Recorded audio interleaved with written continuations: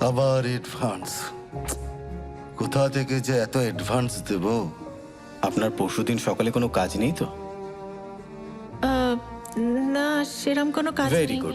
পরশুদিন সকাল 10টা। But কিচ্ছু চিন্তা আমি- করবেন না, আমি আছি।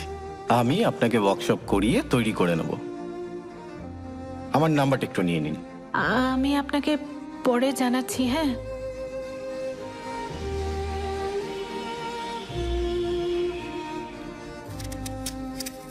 মা। কিরে, চাকরি পেয়ে গেছিস? না, হয়নি?